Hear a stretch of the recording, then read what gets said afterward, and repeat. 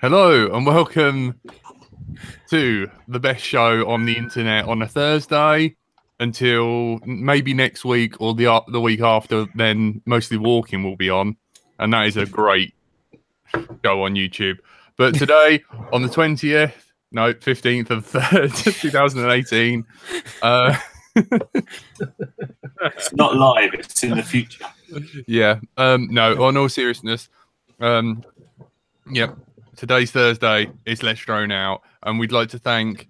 This show will be edited and paid for by one of our lovely Patreons, who's Mikey Dread, and next week it will be someone else. So don't forget, we've got a Patreon. Please go to patreon.com/ I don't know, Let's Drone Out, I guess. And tonight we are joined by Andrew/Frank. Hello. We're joined by the own jumper wearing Andy RC. Hello. That was so much energy from Frank. I know. I can't give that. I can't give that much tonight. But hello, everybody.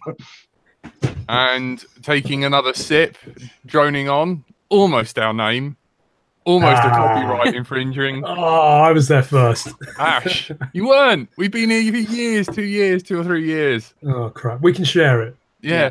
Tony's been alive since the dawn of time. Anyway, joined by sexy. Huh? I'm not in the mood for that. Oh, what? Are you having a bad day? Well, I have been for the last hour. Okay. No, we're joined by the sexy NJ. Evening. Is that my new tag now? Oh, mate, you're so sexy. Yeah. Thank you very much. We are joined by my. Can I say wife? Like, are you all right? What's happened? Not tonight. What's going on? Tonight. Oh, what's happened to me? You. Trouble in paradise. Have I done something? That's what you haven't done.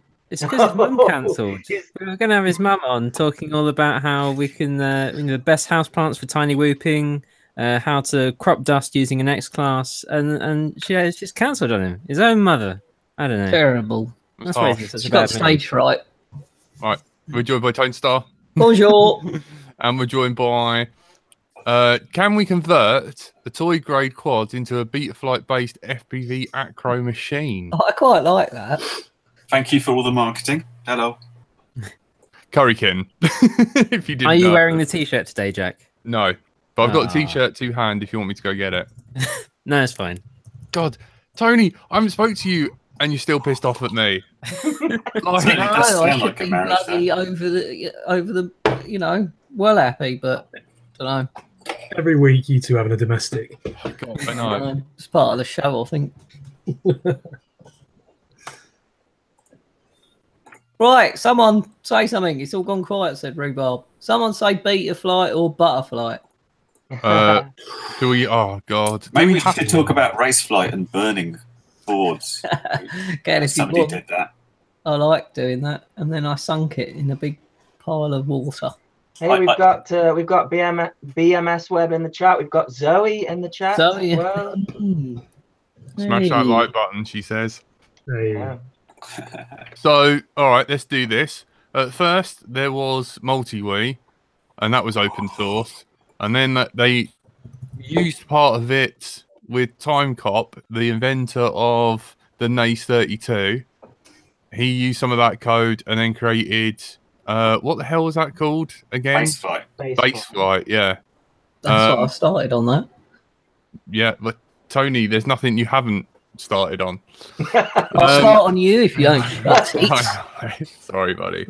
We're trying to cheer you up, man. So, Baseflight, then oh God, what's his name? Dominic Clifton stuck his nose into the code and then upset Timecop. And then it forked, which means a fork in the road, and they split. And Dominic Clifton designed Clean Flight, which we all flew for a very long time. And I think Tony even won a race on Clean Flight, didn't you? No. Right. Yeah. What? When? Sly. The little quad that flew around the thing, that was on. That was actually. Oh, But I didn't win. I come second. Yeah. It was Matt Hellier. Well, winning, is it? Wasn't You're just making it worse tonight, Jack. I mean, the worst part is that I probably built that quad because it was stuff from that place. You didn't win, but you were the very best loser. I was in front until the last bend, and I stacked it. No. And then I come second, which is not first. Well, if anyone wants to know what that was my multimeter falling. And then what happened? Oh yeah, then Boris B was like, "Have you tried this?" And started like seeing all the. Is it pull request or push request? I can never remember. Pull requests. Pull request on GitHub, and he was looking through them on GitHub, and he was like, "Wow, there's some really cool stuff." And he didn't like having BL Heli separate, so he integrated that into something called, as everyone knows, come on guys. Is this like, are you like the teacher and we're supposed to... Yes. You have to put your hand up though to answer. Andy RC, what was it called?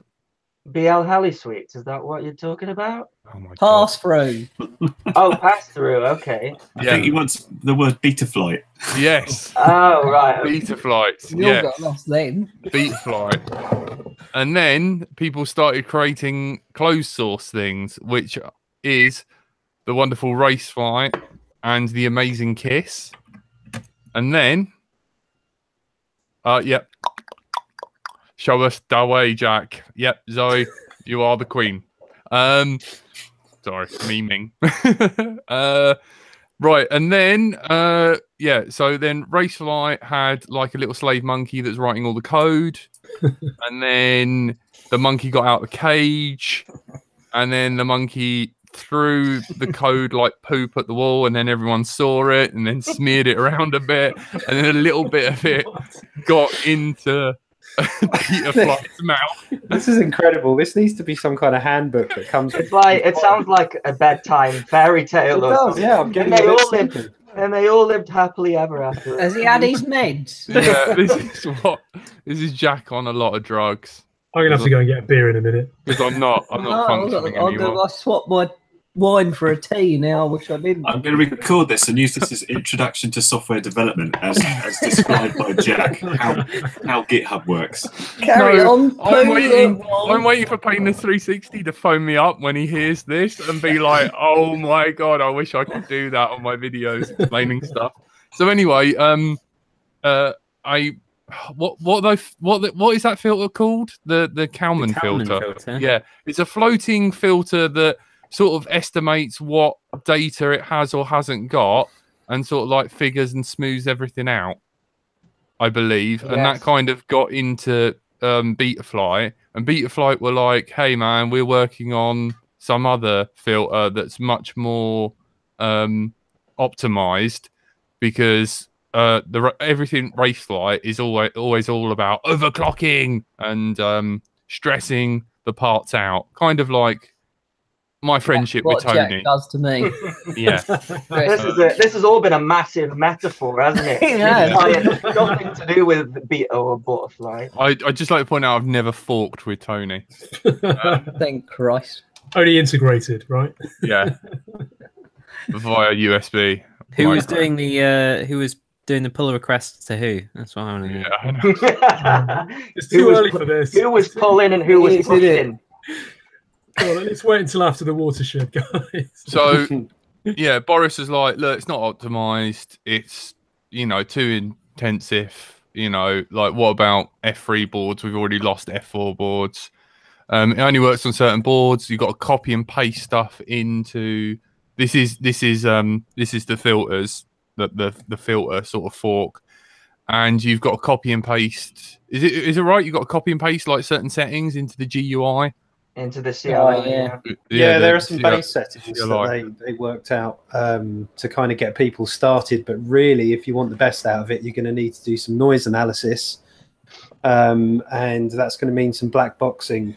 So I think there's still a long way to go on it. I've not touched it yet. I will. I think that Kalman filter, the math for that is something that was used on, I think it was used on missiles Actually, I think they used it on. They used it in NASA. Used it. The space missions. Are you sure, Tony? Because I thought NASA was fake. But the fake NASA used it. Oh, okay. They used it.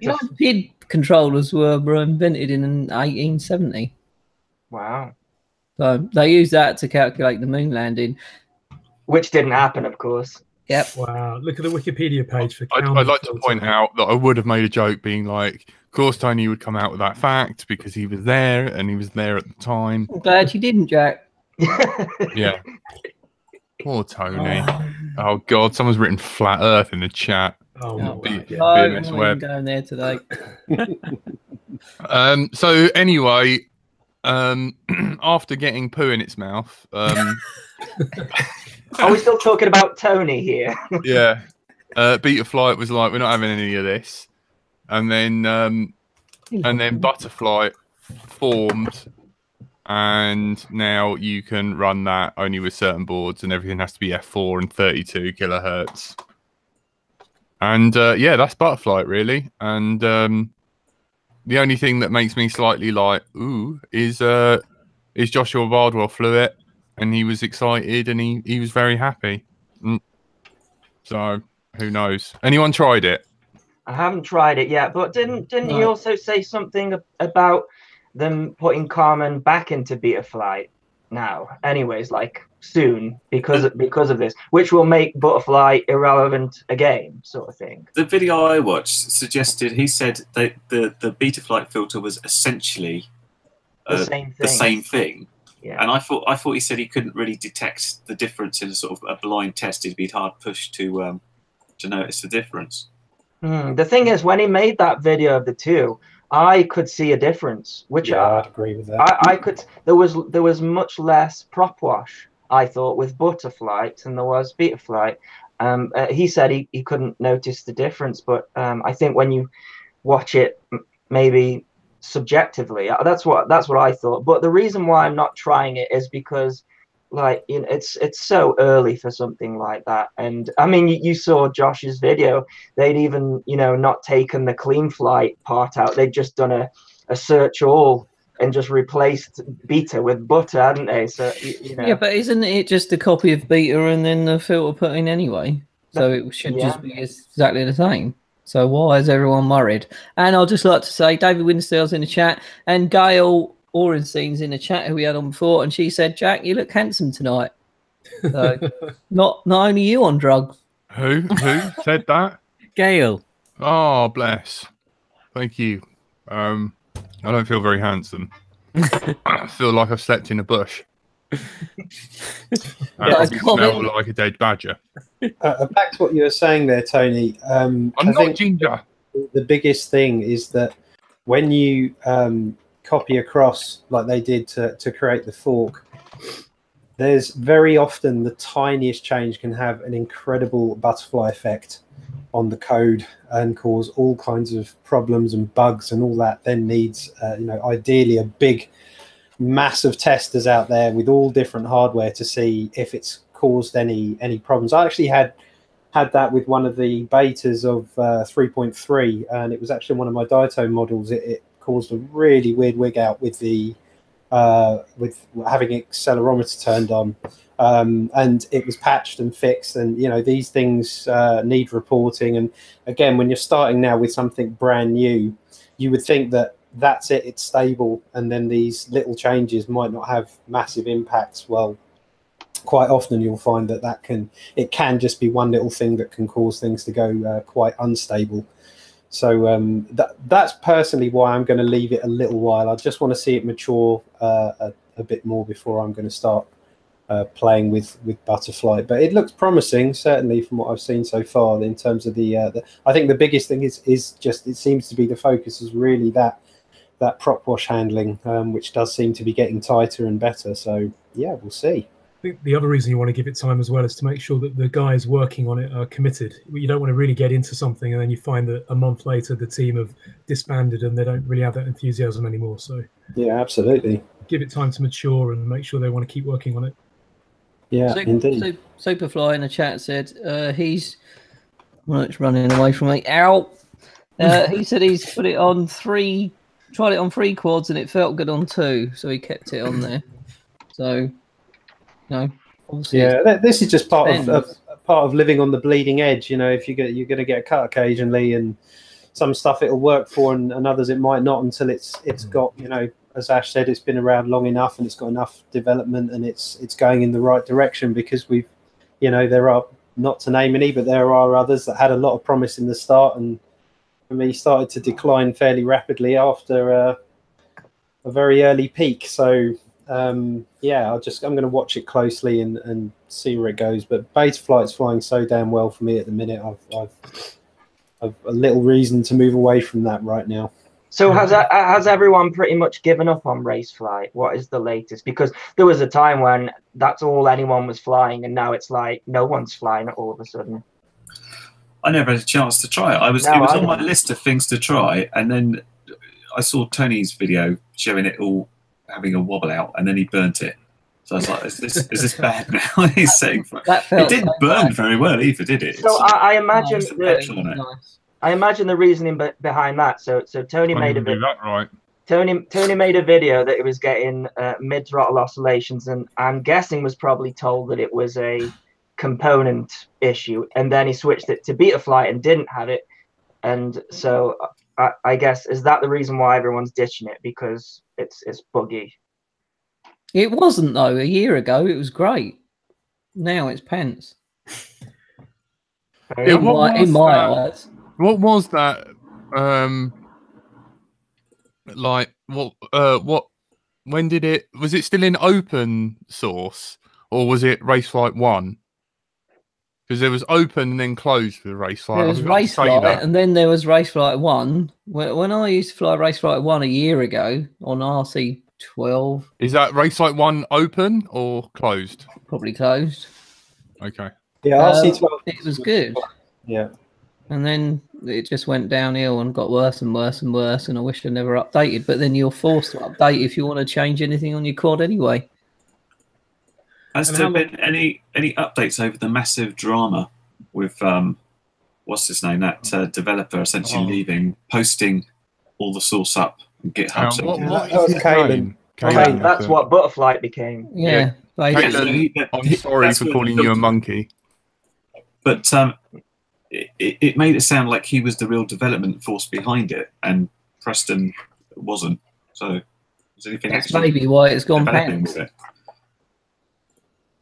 Yeah, I don't know how many of the finer details we'll honestly get to know, because you only ever hear one side of the story from each person. But yeah, I'm kind of in a similar position. I started, I got in contact with the Raceflight devs right when this was, I got one of the very first boards and started, actually I was putting Raceflight originally onto my SPF3. This was before they brought out their own board and made it closed source.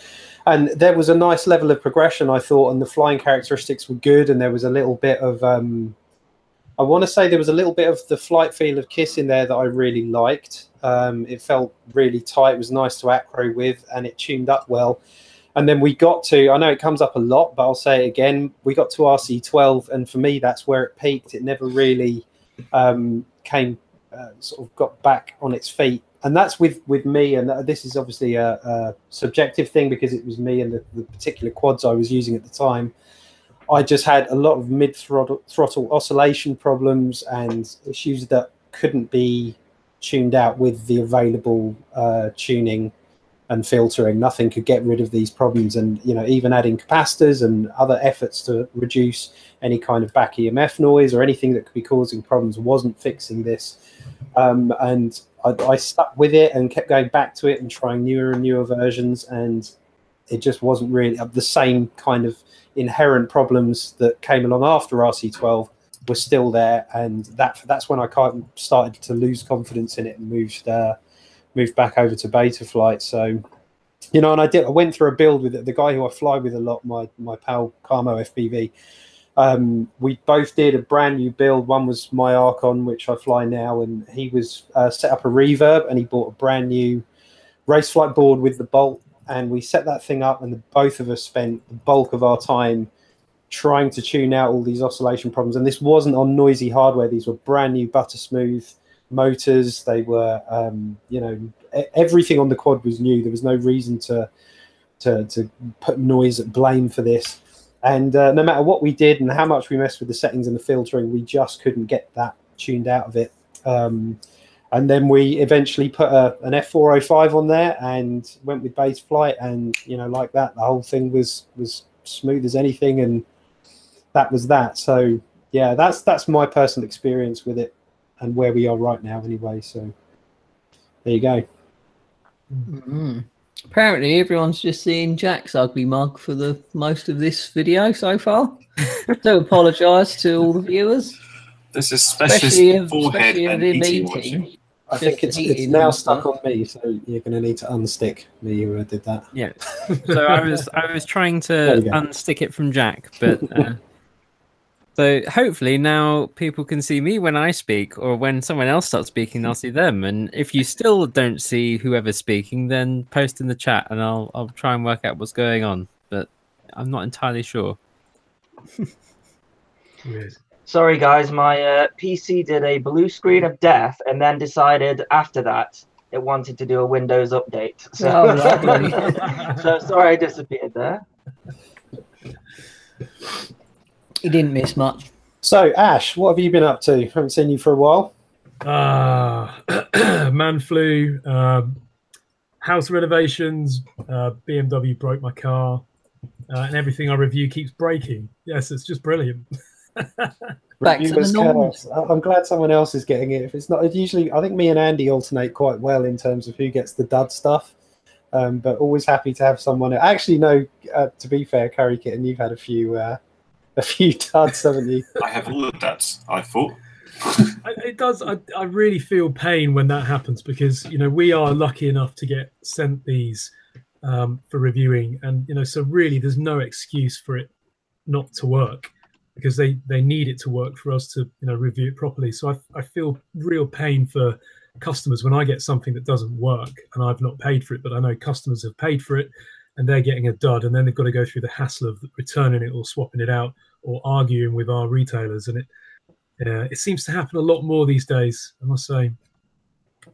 Yeah, I'm having it just all the time. It seems like every other, and I know what you mean, because you know, as a reviewer, you get it for free, yet you can still get frustrated when you got it for free, and it's like, what must people be getting? And I think at the moment it's just that they're rushing these products to get them out before someone else gets one out that sort of overtakes it, and in doing that, there's no actual decent products being released because they're all in like a beta stage, you know. Yeah.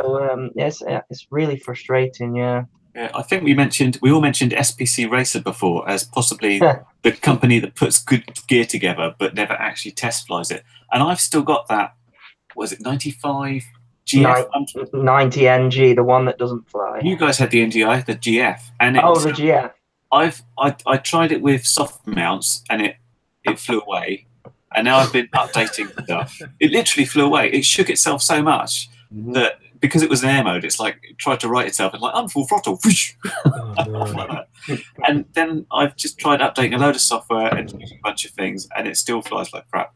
So I have that here somewhere. Working on that. I have 3 of them. Did I tell you this? They sent me 3 of the problem. And none of them work. they all did exactly what you said. They just went nuts, went completely mad and shook themselves to death. That's a bit like the Dark Max, lovely quad, and I was so excited about reviewing that one, and then you spend so much time. I don't know if people watching think that us reviewers wake up one morning and the postman's there and a box arrives and we go, oh, yes, and we'd sit in the room all excited and unwrap it, and it's not like that as a reviewer, really. It's actually, oh no, that's another 10 hours worth of analysis and reviewing and filming and editing, and it is hard work. And when you get to the 9th hour and you're ready for the bit that really is fun, getting it in the air and actually flying it, and you take off and it just goes like that, it's really frustrating. So that's the Dark Max that didn't work because the flight controller has a compass or gyro issue. Replaced the flight controller and that now works. Nebula 230, I needed Andy's expertise to get that stupid thing working. QX65, that thing, the 6 batteries that came with it all sort of almost blew up. I had that. Yeah, same thing. Again, thanks to Andy last night for that. But actually, the batteries seem to be a bit better, having slow charged them, not using the charger that came with it. And I've just bought some these little much better batteries to go with it. Those are the exact same ones I got actually off Amazon. I took a hammer to the original ones, and they were that crap that nothing happened when I hammered them to death. Like no smoke, nothing, not even enough power to catch fire. I was well disappointed. So at least when the batteries fail, at least you've got the excitement of a fire. And when you don't even get that, it's a real depressing scenario. But yeah, I must say, I feel a lot of pain for customers because they're ordering this stuff all the time. And, you know, I guess the benefit is when we do get something that works first time, generally it's because it's a good product and it has gone through quality control. And the stuff that generally doesn't work are the cheap products. But yeah. It's funny you say that, though, because I received the Dark Max and I got one of the prototypes and it was brilliant. And I said, yeah, this is great. And it flew off a 6S without any problems. And then people started to get it and they were like, hang on, it's got a different flight controller than the one Andy's got. It's got and so you know, sometimes you can't win in that sense. And actually a good product turns out to be not very good because they've ended up changing it or something like that. So it is a minefield. But the thing is, though, is people want to just get out there and fly, and these cheap models, you know, I always say expect to have to do a little bit of work on them, but you know, if you can, then it's really worth the effort, I think. You know, I think the problem can be because we've all had these cheap ones, and sometimes they can come good as long as you put a little bit of effort in and maybe change a couple of things out. But with the ones that just work, which often are the case that you have to pay a bit more, I get so enthusiastic about the fact that I haven't had to do this extra thing that it looks a bit like some sort of paid product promotion. It's like I'm still just reviewing it. It's just so good because it actually worked. I didn't have to do anything else to it. That's why people say I work for Fat Shark, because you know I praise them, but they do just work. You know, so but the thing is, on the flip side, SPC Maker a premium price, and they don't perform really. A couple have now. I think they just had a bad couple of models, but I struggle to trust them now because of, you know, the what has happened in the past with them. But then I guess if you think about it as well, we're only paying, well, as a customer, you're paying only maybe £100 or $130 for some of these quads, and they've got great components. So by the time they've shipped that from China and they've built it, constructed it, you know, in some respects, I guess you can't expect it to be perfect every time. But then on my Dark Max review, people keep saying, oh, what's better, the Dark Max or the Coppice One? And actually, the Coppice One is much more expensive, but I think it's a much more rounded product that needed nothing doing straight out of the box, and it flew beautifully. Whereas the Dark Max, great components, but needed a bit of work to get it going. So maybe we're just all becoming a bit tight. Ultimately. Yeah. Well, there's two levels of people, isn't there? There's the guys that would like to save some money and they don't mind having a bit of a tinker with things to get things right, and there's people that, you know, are sort of working really hard and they get a couple of hours on the weekend to do something, just want something that take it out of the box and be able to fly it, because the time is worth much more than saving like a couple of bucks and having to spend time fixing it. Yeah. So things like, you know, I love the Coppice One, and you know, the Vortex quads. I was flying a Mojo this week, and that was on Beta Flight 317, and I wanted to see what it would be like because it's old, and it's brilliant because it's so well tuned, and it just went excellently. But premium prices again, so it's like balance, isn't it? It is. It does amaze me as well, the amount of quads that turn up without the receiver even configured properly. It comes with an FR Sky receiver, for example, and yet they haven't set the serial RX, or it's on the wrong UART. I don't get things like that. And when it comes to software and they're just dumping a config file, I don't know how they can get that wrong. And many questions I see on my channel, and probably your channels as well, are, you know, how do I get the receiver to work? Because it won't talk to the flight controller. And it does, like you said, some people just want to fly, haven't got time to mess around. And my other half makes me laugh. She keeps saying, Ash, why are you always fixing them? I'm not fixing it. This is just to get it going. You see, though, Ash, you don't realize, but you are that extra step that they don't have to pay for. Yeah. You make the video and you say you have to do this, this, and this, and then therefore they don't have to pay somebody to fly it, tune it, and say it needs all this, and out of the box. And in some cases, actually, they'll send you like a pre-release version, and then take those settings, and then when the customers get it, you're like, oh, those are my PIDs that are on there. So I think my instruction manual, yeah. Mr. Bardwell. So I think when they're working to such a cheap price, like you say, 100 quid for a 5-inch model. I mean, when the blackouts came out, you were talking 600-700 quid to get it going, so I think that's part of the reason people are looking at that and sort of making the decision themselves, because actually what can happen, it's funny, so people say to me, should I build my own or should I buy a ready to fly? And just because you built it yourself doesn't mean you're not going to run into problems. You could run into even more problems building it yourself than a ready to fly. So in some respects, they're quite good. You'll get problems with them, but less problems than you'll get if you built it yourself. So there's that way to look at it. The days of the sort of Walkera F210 and all that, where it wasn't cost effective to buy that because you could build something cheaper yourself. I think those days have kind of gone now, because when you have a quad like the Coppice One or the Dart Max, it's not built in a way that it's proprietary, and you can just swap out the motors and the speed controllers. So I think times have definitely changed, even in the last 12 months, I think. Yeah, sure. So what are you guys all working on? Have you got like a because I actually don't have that. I found that, I think it's probably because of Chinese New Year, I've not actually found too many products coming my way recently. Yeah, I think that they're sort of like just adjusting for Chinese New Year, I think. Well, it seems to me an awful lot like the bulk of my time, instead of reviewing stuff, seems to be nose modifications to various sets of products. It's just your nose, clearly. It's clearly, yeah. It's actually a matter of perspective. If I turn sideways, it's actually about this long. But it's crazy. So interestingly, I got an email out of the blue from SkyZone today to say, just to remind you, can you get these shipped back to us, because we're going to get the guts of them. These are the Sky 03s, which I did the first nose mod to. So they've now said, yeah, get us the goggles back, and we will take the guts out and we'll put them in this new shell, which has plenty of room for all sizes of nose, and then we'll get it back to you and cover your shipping costs and stuff. So that's an update that seems to be rolling out now, which is a good thing. The interesting update on these new eSheen EV900s. Now, I know, Andy, you got your set.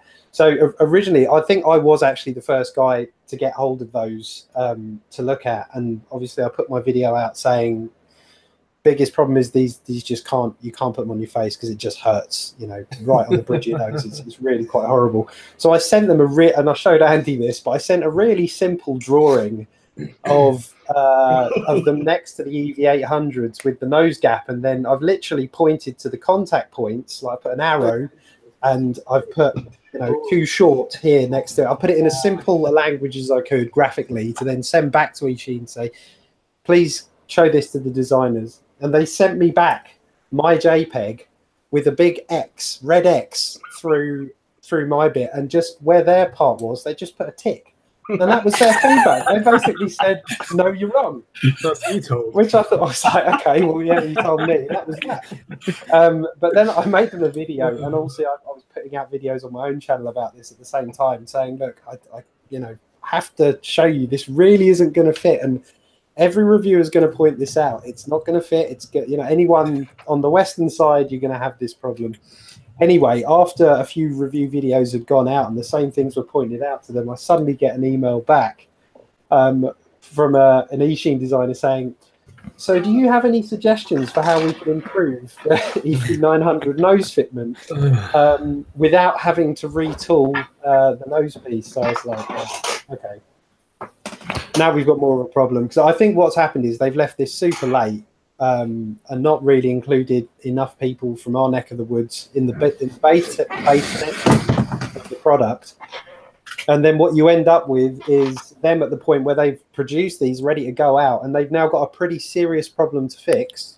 That they're looking for alternate, really compromise solutions to try and fix it. So I said, well, one thing you could do is to increase the size of the foam pad to push it further away. I mean, that's kind of it. Or add, as I mentioned in my video, a kind of a TPU gasket to try and move part of it away so that you get a bit more room on your nose. But these are compromises. You start moving it away, you change the focus, you start introducing, the further away your eyes go from the optics, the more the screens are going to start to blur on the inside. And it's just a classic example of not talking to pilots and the right people before you put this stuff into production. But it goes back to what Andy says, stuff's coming out too fast.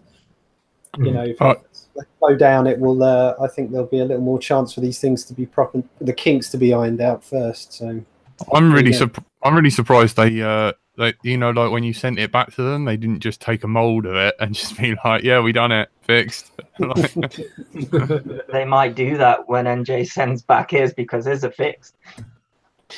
Yeah, it'd be interesting to see. I've had a few people ask me about, because I did say I was going to do the same kind of Dremel remolding of the nose on these EV900s.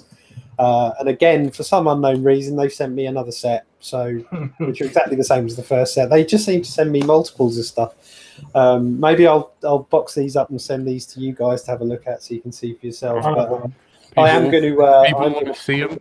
Yeah, I'm going to try and do the nose mod on these ones as well and see what happens. But it really is, unless you're a heavy tinkerer to try. Not sure how to really word that. That sounds well dodgy. Yeah, it does, doesn't it? If you're a person, if you're Dremel happy, let's go with that. If you're Dremel happy like me and you don't mind modding stuff, and you're a real sort of modeler who likes getting in and changing, customizing things, that kind of thing's not so bad. But there are people who just want to buy a product and quite rightly just want it to work out the box. So Shugu addict, that's what I call you. And to be fair, Shugu addict. People in the chat, Sugru, sorry. people in the chat are asking, what do you reviewers do with all your quads and bits when you finish with them? Same as what Tony does, burn them. Burn them with fire. Mine at the moment end up in the bin. I'm not having a lot of luck these days, to be honest. Do you not give them away to your Patreons or anything like that? The Patreons win That's them? what I've done. Yeah, I don't have Patreons.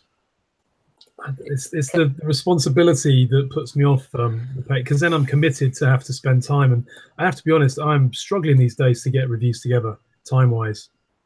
Yeah, that's the worry with Patreon, is you kind of feel like you owe something because people are putting their money down. Yeah, exactly. So I've started a Patreon. Hey, I haven't actually.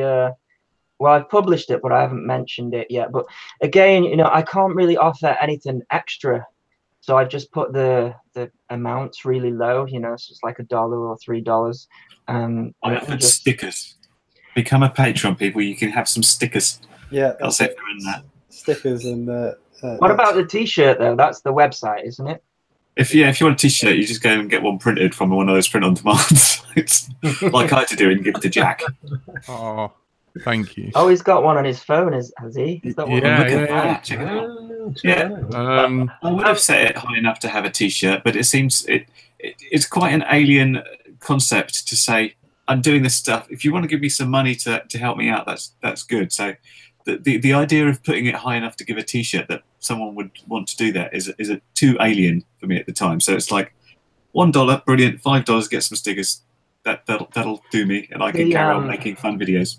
The biggest problem I have with doing extra stuff on Patreon is, what's Jack showing up? He's putting his phone up. I've literally messaged Painless360 and was like, Andy RC has a Patreon now, just so you know. No, what I was saying is, like, I think that there's some guys out there, like, if you look at what Stu from UAV Future does, I don't know how he has the time to do everything, because as Ash was saying earlier, you sometimes for a review to get it all done, you're sometimes 16 hours in, and that takes up all of the time. So he's full time now, isn't he? Who's that? Stu from UAV Futures. He's full time. Yeah, but even so, in Australia. But I think that worries me, the idea of these guys going full time, and I worry about when they go full time, their income is people buying products and anything else they might be able to do in terms of drones, but ultimately it's going to be YouTube revenue and people buying products and commission. That worries me in terms of when they've got to pay their mortgage, they've got to pay their bills, and that is now their only income. Is that going to change their content, and is it going to change their view and their marketing style? Perhaps that's my big concern. Actually, there's a question I could probably throw straight over to withtCurryKitten, because you've had a bit of a shift in all of this in terms of sort of moving away from the job you've been doing for a very long time over at IBM, I think it was, and you're giving it a go on a whole new level. So why don't you talk us through your experience and where you're going now? Yes, and Ash reveals himself as not watching any of my videos. Shame on you. Else you already know this. Yeah, I've been working for IBM. I've worked there for 23 years as a software developer. I was a bit bored by it, to say the least. And I also didn't get a pay rise for the last 10 years. And as I've been ramping up what I've been doing in I say reviewing and just doing, I say drone stuff generally, I had the opportunity to take a humongous risk and say, let's stop working for IBM, because those guys are doing my head in, and let's do drony things. Fortunately, I'm in the position where my salary is not responsible for paying the mortgage and stuff, because whilst I've been sort of taking a sort of what I would call a career back seat, my wife's job has been going a lot better. So she is the main breadwinner. Meantime, I am now doing stuff. So my revenue splits between the YouTube advertising, which is worth a good, $20, $30 a month. So that'll pay for my coats for a week. We then obviously the main bulk of it comes through affiliate stuff. But I think in terms of how it changes, it's like you can't do it. You can't go down the route of saying this is brilliant, buy it, because the first time you do something dishonest, people are going to call you out on it, and that's it, done. So what I do, and I noticed Bruce Simpson talked about affiliate sales and said, oh, these guys are just getting exciting things and reviewing them. I'm going to get crap stuff and tell you it's crap. I was like, well, what's the point of that? If you're choosing products, then you're going to be like, well, this looks exciting, or this could be something that is going to interest people, as opposed to this looks really rubbish. I'm going to find out if it is rubbish and really tell people it's rubbish. It's like, well, it probably is. So yeah, I'm choosing things that I think are going to be exciting and I think are going to be good. And sometimes they're very disappointing. And then you could say this is disappointing. Or you could also say, however, choose this other quad. Here's some up there. And that's better. So I don't think it changes that way. And the other stuff I do is I write for some magazines, and I try and sell T-shirts. And and I've got my 7 Patreon supporters. Thanks for those guys if they're watching. You've got more than me. I think I've got 3 so far, but that's my fault. Well, you haven't announced it. I put a great big video on, and I only got 7. That's okay though. This is people just hunting around saying, "Oh, I hope that Andy has he got a Patreon? So I just want to give him money now." Just to clarify, I do look at your channel, I do watch your stuff, and I like you. Not enough. Such a liar. Such a liar. Okay, that's eating away at you for that whole time. I've been biting my lip, but I do like your channel because you're honest. And the same with all the guys on here, and I'm not just kissing arse here, but I like all the guys' content here because doesn't feel like there's any ulterior motive, and there are too many, I think, RC reviewers who do just say everything's brilliant when we've reviewed it and we know it's shit. And that's a shame, I think, because it does impact us all. And I do agree, I'd like to agree with you in part that once they say something's brilliant and it's not, people remember it and they don't let them get away with it and they switch off or unsubscribe. But sadly, I see it time after time with videos on YouTube where they say it's shit, say it's brilliant and it's shit, and people still love them. And their subscription figures keep going up. I don't understand it. That's curious. I mean, I don't know how people get away with that, really, unless they're like, well, my one was brilliant. Maybe yours, maybe it's you. It's not the product, it's just the way it's been used. Yeah, it could be. It's a funny, and it's a big risk, I mean, good for you for doing it. I work in IT as well, and I would love to be doing this full time. But I'm I'm not daring enough. Yes. So the other thing as well that you have to bear in mind is that, and this goes back to something I was saying, I think last week, is that you put something out, and by time, you know, it's the same. My commanders are like, I'm still using them. They're still great, my commander goggles, the Aeon ways, but they haven't got any print. You don't know what any of the buttons do. There's no print on them. The molding's different. They haven't got a top head strap. That's how I got them, and what I said about them was there, and it's, you know, it's on YouTube forever, and it will be there if you do a search for it. But the chances are, by the time people get the final product, or even a product that may be a V2 without the company saying it's actually a V2, they've taken all this advice on board, a lot of them, and they've fixed all these issues. And then, you know, you've kind of, your review doesn't actually review what you had at the time, and that kind of thing can be a little bit detrimental as well, because they might have just fixed the whole thing, and but it doesn't change that back then when you did it, this was full of problems and blah blah blah. But that's the thing, that's the way it is on YouTube, isn't it? By the time you get momentum on your videos and they start coming up in searches, things have changed. Yeah, the changes can be a real problem. I mean, someone emailed me today because I had this thing where I broke a what was it? It was one of those little all-in-one Eoshin cameras. What are they called now? There's something 03, TX03 or something. Oh, right, okay. So the camera part got eaten by a cow after my little wing accidentally went into a field, and I separated the VTX out and just to see if I could use it, and it worked. So I said, "Here's the wiring," and someone replied today, said I wired it up exactly how you did it, and it didn't work. And when I put it all back together, it did work. So it's like, well, they might have changed it. So, but yeah, so you make all these great videos, and this is how it works, and people watch them and say, "This is rubbish. Doesn't work at all." And same problems with quads where flight controllers change and the wiring of certain things change. What was that one I got? I think it was the B5. I think you had this, didn't you, NJ? And I had it came wired up, so the receiver just didn't work at all because of the way it was wired, and there was apparently a change in the VTX. It was one of these things that used an S-bus connection into the VTX, and channel 6 would change channels. But oh, that's right, yeah, jack the connection to switch it. Apparently it used to work, and then they changed the flight controller but didn't change the wiring, and it no longer works. That was a weird one, because that's one of the first quads I remember which had extra features on it. And again, this was something Andy RC had on his mini B fight, I think recently, where they've got extra hardware on there that they don't bother to wire up. Like there's a current sensor and all this stuff on there that's not wired up, and it's not in the initial configuration in Betaflight. It's that always really makes me laugh. It's like you've got more features to sell on this that you just haven't bothered to wire up. There was a quad that was released. I'm trying to think which one it was. I think it was one of the Awesome brand, and it had got an on-screen display and it wasn't hooked up. So that's like such a major feature that that's a big one.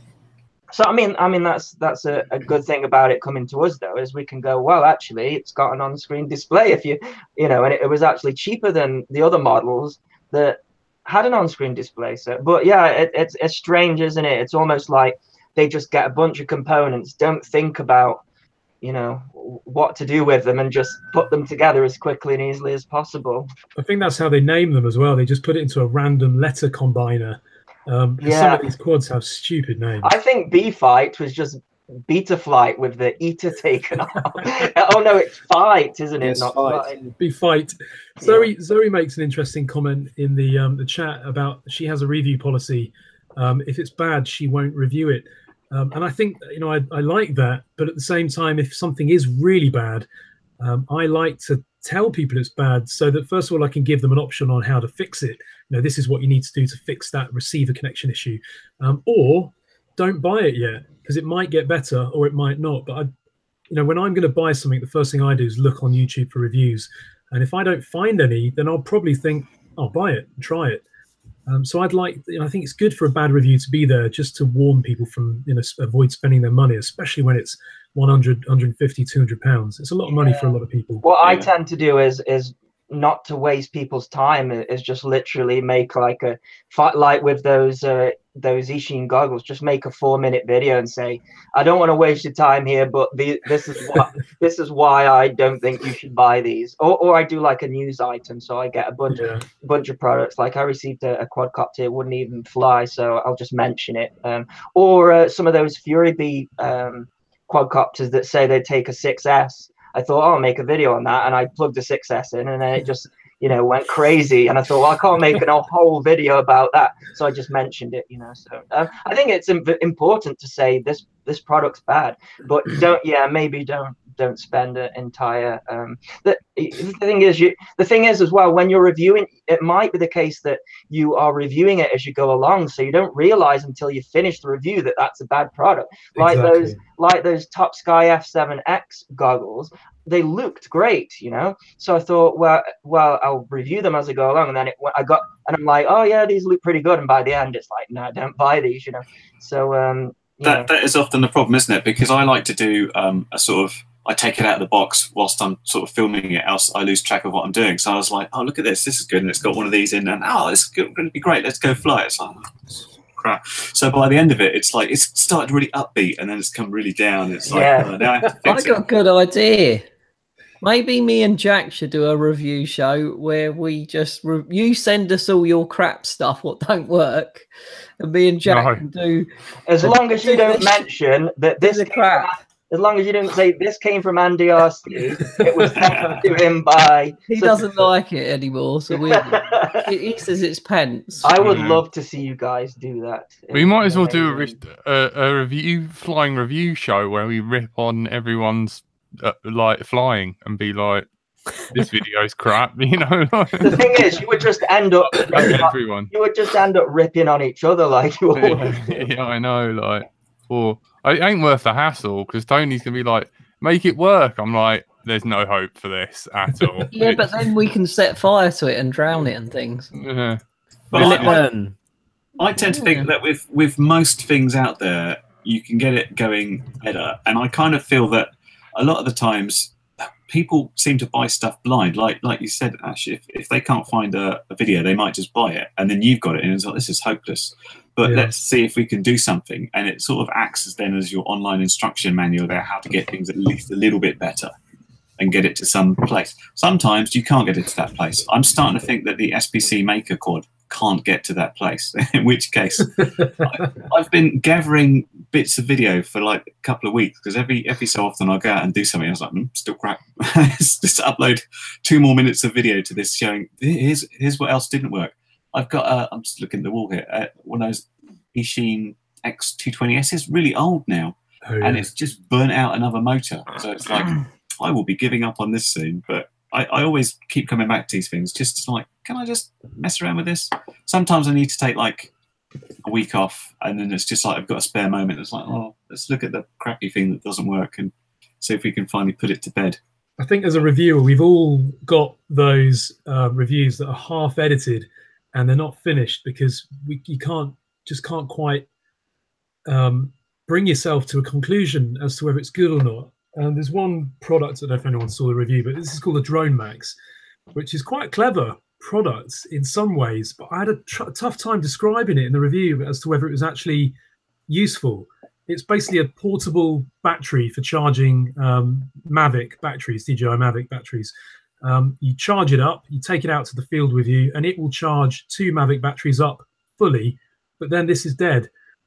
And this costs only just less than 2 batteries. And so I had a real internal conflict trying to justify.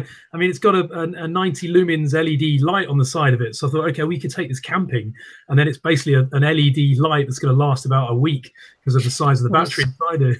It's got a USB port on it for charging mobile phones and things like that. The problem is the additional features seemed more useful than the fact that it charges Mavic batteries. No one cares on this channel. No, I'm sorry. I know. That's it. Sorry to tell you. But it's a conflict. It's a reviewer conflict, isn't it? Sometimes you get to the end. Review dog shit. There you go.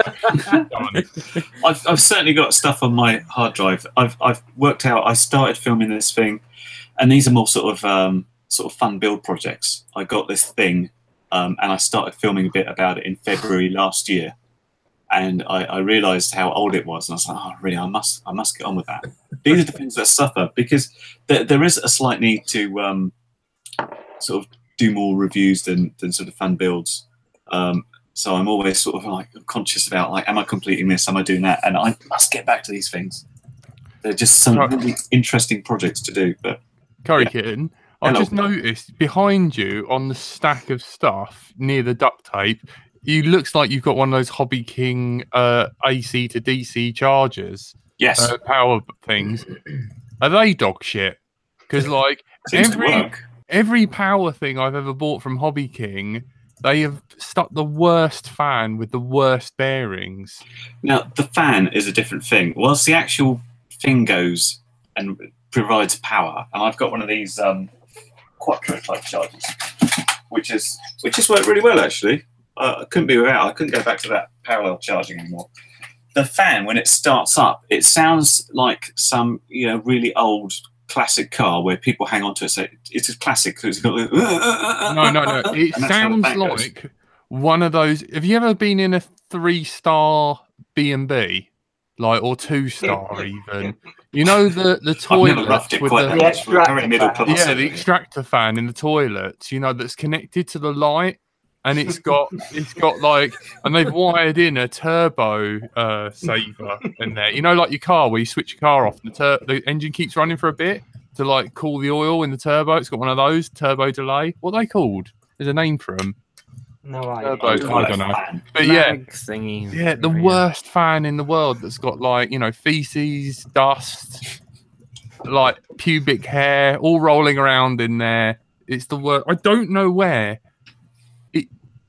I'm spoken to my daughter. This is not for you. Okay. Where they get the fans from? Yeah, the fan has a really dodgy startup, so it's like it does it for about a minute and then it's okay, which I think is going to eventually die. But at the moment, it's charging up batteries. Okay, so every fan, Aquacell, is that right?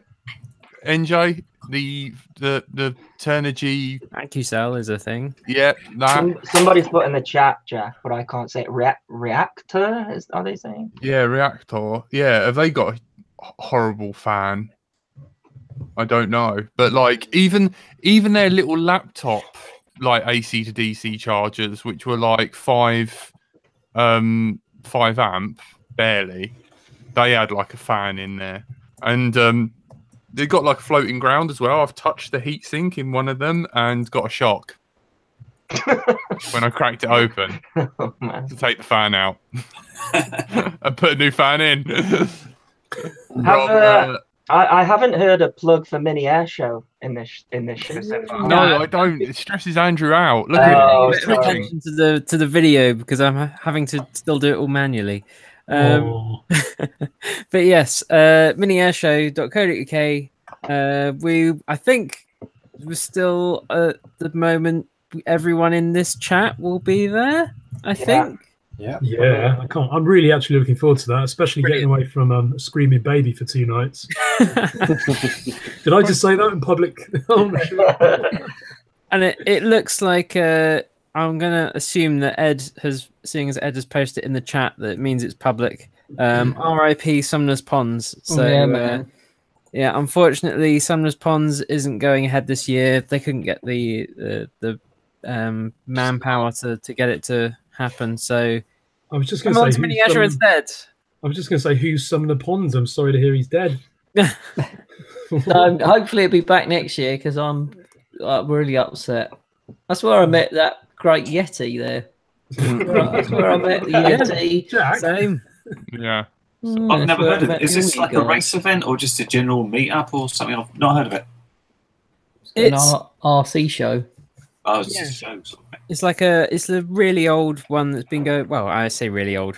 FPV wise, it's very old. Yes, 3 years old, isn't it? But it's been going on for years and years before that as well. It's got all the radio controlled boats, yachts. It's got kites. It's got the beige shorts, white socks, and sandals.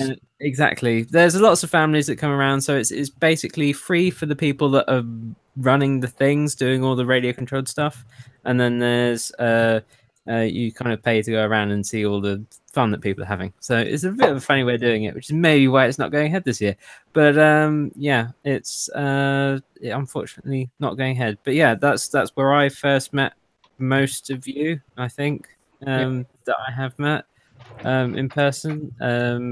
Your hot glue gun fixed Tony's quad that first day we met. Oh yeah, yeah. That was where I first actually flew a quad.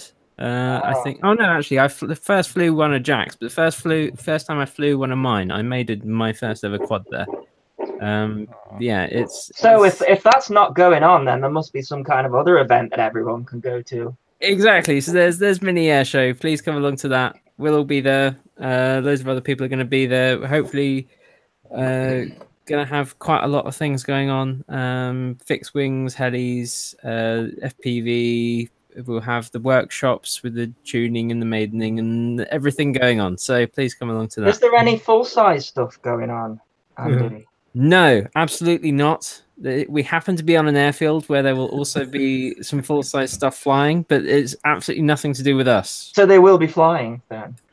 I'm getting a chopper in. The airfield will be open. People can fly to it in the same way that people can drive to it. You're getting a chopper in. Is that related to aviation, though, Tony? I'm getting a chopper out.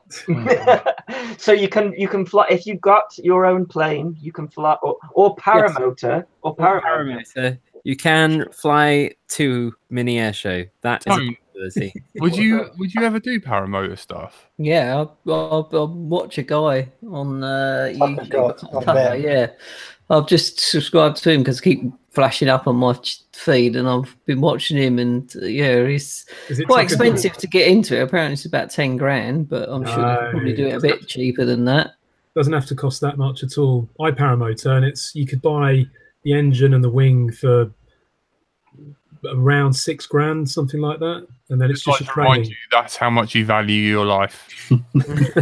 It's safer paramotoring, honestly, than it is most other kind of action sports, scuba diving, etc. Yeah, because you're on a parachute in London, and you're just going along. Yeah, you're under a parachute, and you've got a spare parachute. So the mini air show, I might bring mine along if I can get permission to fly it from the airfield. It seems like something where it's really key to hunt down the cheapest type of gear you can get when you're hanging yourself from it in midair.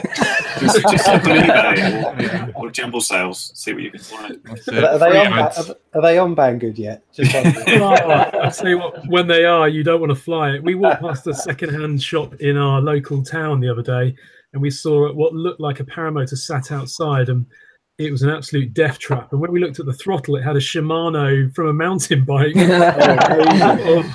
When it's got a little bell on it, that's not exactly. If anyone needs any paramotor advice, or you're looking to get into it, feel free to drop me a message, and I'm more than happy to advise you guys on what you. There you go. There's a second channel you can start up now, Ash. It seems to be. I actually am. Yeah. It seems to be something that people from FPV sort of migrate to gravitate to, because I guess anyone who does FPV does it because they're interested in general aviation, really, and that's the closest you can get to not actually sitting in some kind of aircraft. So the cheapest way to do that is probably paramotors. So yeah, but I'm scared of heights. No, I always. That's why I asked you, Tony. Tony, you're a window cleaner. How are you scared? You've got a long pole. That's the bungalows. I stand on the floor nowadays, Andy. A long pole. I thought you haven't got the technical stuff up your way yet. It's probably still ladders and a bit of vinegar and newspaper, isn't it? Oh man, that sounds right. And I said it wrong. It's a glass hygienist, isn't it? Glazing. Thank you very much. Too many syllables for him. Yeah, Jack, do you want to run us out, and we'll switch over to the bonus stream? Yep. Thank you for joining us tonight on Let's Drone Out. We'll be here next week, hopefully, and Tony will be in a better mood with me, bless him, or in a better mood in general. We'd like to thank Andy or Frank for manually switching when everyone talks. I'm sorry you guys got stuck with me eating a lot. And we'd also like to thank our Patreons. We are now going to record a bonus stream that only our Patreons will get. So if you're a Patreon, please go to the Patreon, and once we've set it up, we'll post the link so you guys can sit live there in the chat whilst we do our bonus podcast. Also, we'd like to thank Mikey Dread for sponsoring the editing of this show, and thank the editor and for putting up with us for another few months. Yeah. And good night.